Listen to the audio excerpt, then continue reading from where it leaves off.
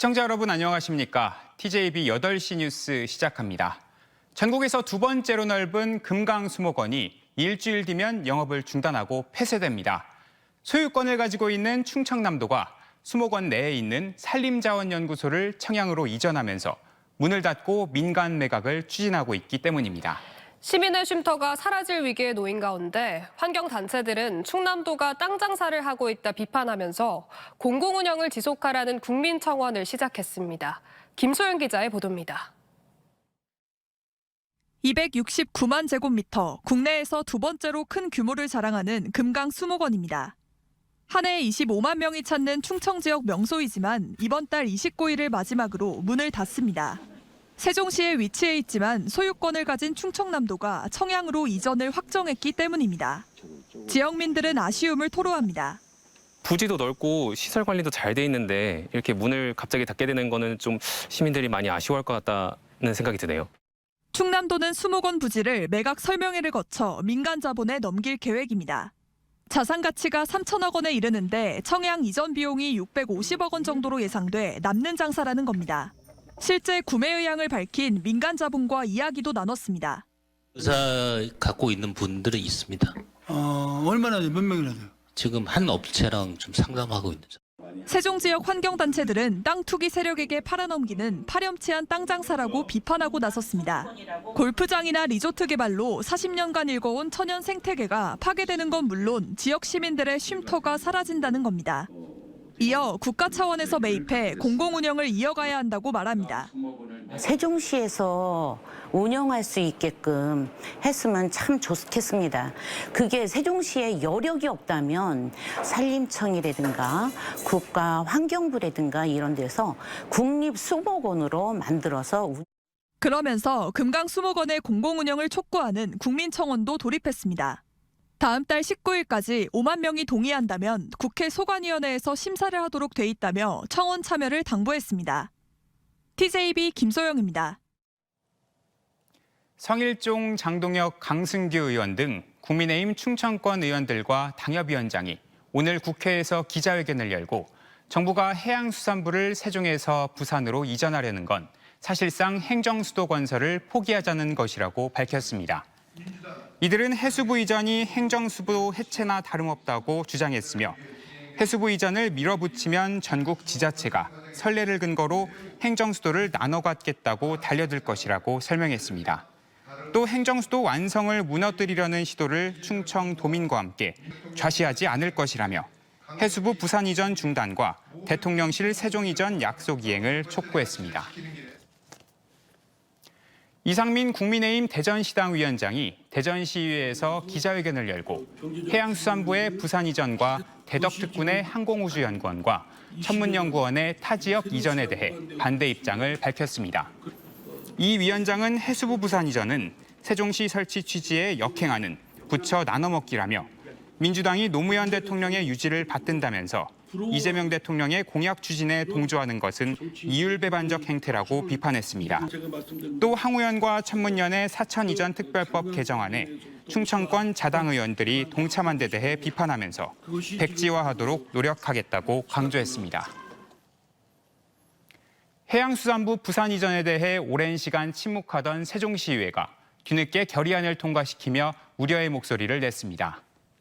세종시의원 20명 전원은 해수부 이전 문제가 행정수도 완성에 중대한 영향을 미칠 수 있다며 행정수도 완성을 위한 실행계획 발표 촉구 결의안을 만장일치 의견으로 통과시켰습니다. 이어 이재명 대통령의 공약인 임기 내 대통령 세종집무실과 국회 세종의사당 구축을 위해 정부가 구체적인 실행계획을 밝혀야 한다고 의견을 모았습니다. 강제추행 혐의로 재판에 넘겨진 송할섭 대전시의원에게 검찰이 징역 1년을 구형했다는 소식 지난주 전해드렸습니다. 그런데 송 의원이 재판 최후 진술에서 국민의힘 측에 복당 제의가 있었다 말하면서 또 다른 논란이 일고 있습니다. 시당 위원장은 직접 사실무근이라며 진화에 나섰습니다. 조영준 기자입니다. 지난 19일 자신의 강제추행 혐의 재판에 출석한 송할섭 의원은 최후 진술에서 깜짝 발언을 했습니다. 자중하는 마음에서 국민의힘 복당 제의도 거절하고 있다며 정치 인생이 끝나지 않도록 최대한 선처해 줄 것을 요청했습니다. 지난해 7월 TJB 단독 보도를 통해 강제추행 의혹이 제기되자 국민의힘을 스스로 탈당했던 송 의원이 법정에서 복당 이야기를 꺼낸 겁니다. 이후 취재진이 따져 묻자 송 의원은 말을 피했습니다. 포괄적으로 이제 전현직 의원들 이제 대선 전에 포괄적으로 이제 그런 부분이 있었던 거고. 민주당 대전시당은 곧장 국민의힘이 면죄부를 준 셈이라며 성범죄자 세탁소 수준이라 폭격했습니다. 국민의힘도 반박 논평을 통해 사실 확인도 안 한 망언이라며 송 의원을 받을 이유도 쓸모도 없는 상황이라 맞받아쳤습니다. 그럼에도 논란이 커지자 시당 위원장이 직접 나서 복당 제의는 없었다 못 박았습니다. 그럼 있을 수 없는 얘기죠. 그게 말이 됩니까 그게? 저 징계하려고 했는데 탈당해서 유야무야 시켰는데. 무소속인 송 의원은 지난 대선 기간 자신의 SNS 등에 김문수 당시 국민의힘 대선 후보와 함께 찍힌 사진을 게시하거나 빨간 조끼를 입고 유세를 하는 듯한 사진을 올리는 등 복당에 대한 뜻을 간접적으로 내비쳐왔습니다. 위장 탈당이었다 이렇게 해석할 수밖에 없습니다. 자숙의 의미보다는 단지 어떤 서로를 위한 눈속임용이었다라고 생각합니다. 송 의원은 복당 제의가 사실이었는지 확인하는 취재진 질문에 어떠한 답도 하지 않았습니다. TJB 조형준입니다. 지난 17일 TJB가 보도했던 대전 서구 갈마동의 한 주택 수도 계량기 안에서 발견된 하얀 가루가 필로폰 성분으로 확인됐습니다. 경찰은 국과수 감정 결과 해당 가루에서 이른바 필로폰이라 부르는 메스암페타민 성분이 검출됐다며 비대면으로 마약을 주고받는 마약 던지기 수법이 유력한 걸로 보고 있습니다. 다만 마약이 발견된 해당 건물 안에는 CCTV가 없는 만큼 경찰은 주변 CCTV와 목격자 등 다방면으로 수사 범위를 넓힐 예정입니다. 한국연구재단에서 개인정보 12만여 건이 유출돼 경찰이 수사에 나섰습니다. 대전경찰청 사이버범죄수사대는 지난 6일 새벽 한국연구재단 온라인 논문 투고 시스템상의 외부 해킹 공격으로 성명과 생년월일, 연락처 등 고객 개인정보 12만여 건이 유출됐다고 밝혔습니다. 경찰은 현장 조사와 로그 기록 분석을 토대로 수사할 계획이고 해킹으로 발생한 추가 피해는 아직 없다고 밝혔습니다. 생면부지의 남성을 살해하고 유기한 뒤 빼앗은 현금으로 복권을 산 강도살인범 김명현이 최근 징역 30년을 최종 확정 판결받았는데요. 김명현이 강도살인을 저지른 당일 도박자금 마련을 위해 13년 직장 동료의 돈 1,000여만 원을 가로챈 사실도 뒤늦게 알려졌습니다. 김철진 기자입니다. 지난해 11월 서산 동문동의 한 주차장에서 일면식 없던 피해자를 살해한 43살 남성 김명현. 도박으로 돈을 잃자 강도범행 후 살인까지 저지른 김명현에 대해 검찰은 무기징역을 구형했지만 법원은 최근 징역 30년을 최종 확정했습니다. 무기징역도 아니고 30년을 주고 나면은 또 한 20년 안 살다 보면 뭐 반성하고 살았네요. 가석방만 안 내보낼 거 아닙니까? 우리나라 법이 참 잘못됐어요. 당시 피해자로부터 뺏은 13만 원으로 로또를 구매하기도 했던 김명현이 강도살인 전 직장 동료의 돈 1,000여만 원을 가로챈 사실이 뒤늦게 확인됐습니다.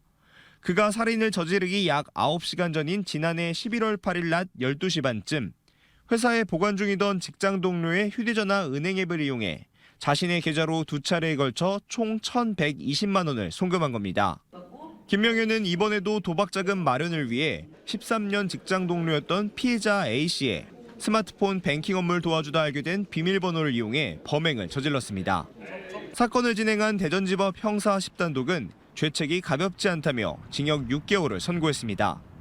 재판부는 김명현이 훔친 돈을 도박에 사용해 피해 회복도 되지 않았고 피해 금액도 크다며 양형 이유를 밝혔습니다. 앞서 강도살인으로 징역 30년을 선고받은 김 씨는 이번 판결이 최종 확정되면 기존 30년형에 6개월이 추가됩니다.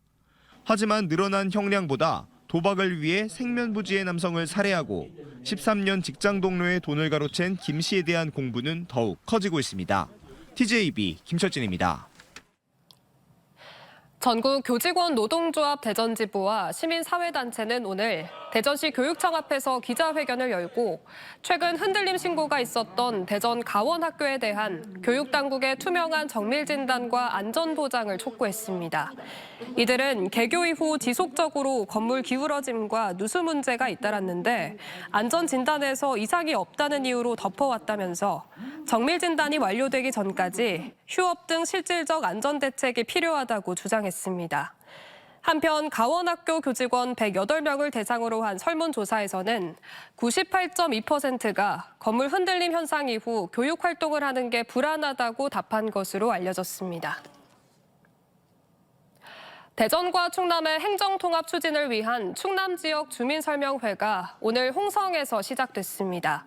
대전 충남 행정통합 민관협의체는 설명회를 통해 범도민 공론화를 본격화하고 통합의 필요성과 기대 효과를 공유했습니다.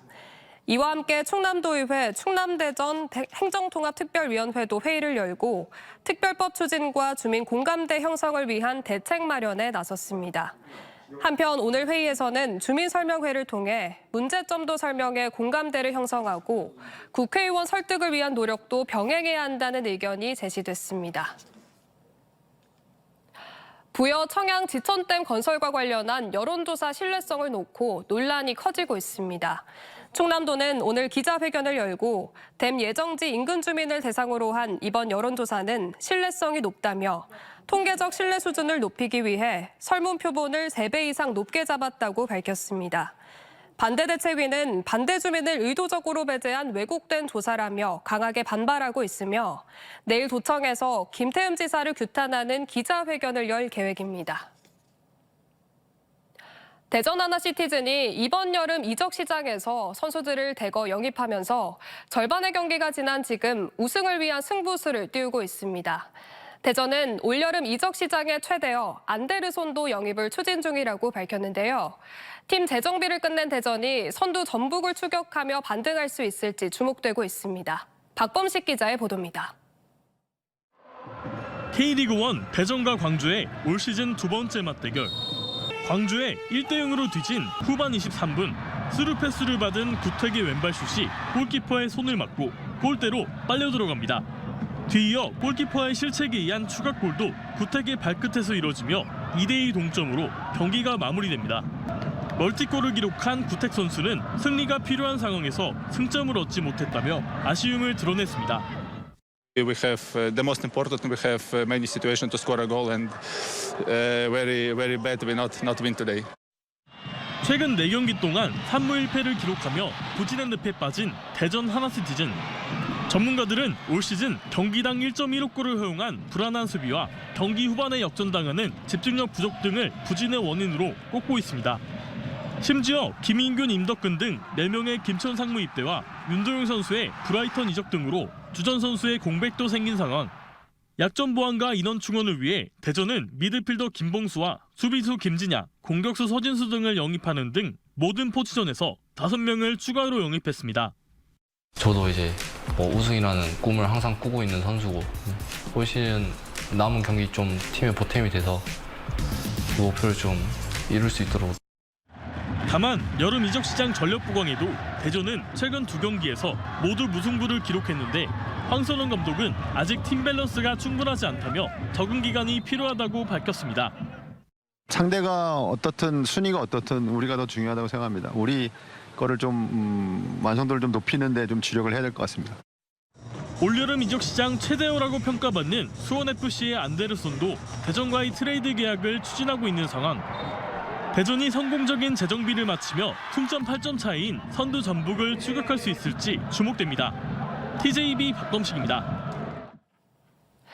다음 달 대전에서 열리는 별들의 축제 KBO 올스타전 멤버에 한화 소속 4명의 선수가 선정됐습니다. 마무리 투수 김서현이 역대 팬투표 최다 득표인 178만 6,800여 표를 받은 가운데 한화의 에이스 폰세와 필승조 박상원도 투수 부문에서 이름을 올렸습니다. 타자 부문에선 외야수 플로리얼이 한 자리를 차지했으며 올스타전에 출전할 최종 명단은 감독 추천 선수 26명까지 추후 선정된 뒤 발표될 예정입니다. 국립한반대학교가 2027년 개교 100주년 기념사업 추진위원회 출범식을 갖고 본격적인 기념 행사 준비에 나섰습니다. 한밭대 명예총재인 염홍철 전 대전시장이 추진위원장을 맡았으며 지역 교육인과 정치인, 기업인 등 각 분야 대표 50여 명이 추진위 고문으로 위촉됐습니다. 한밭대는 1927년 홍성 공립공업 전수학교를 시작해 대전 공업전문대, 대전 산업대 등을 거쳐 성장했습니다.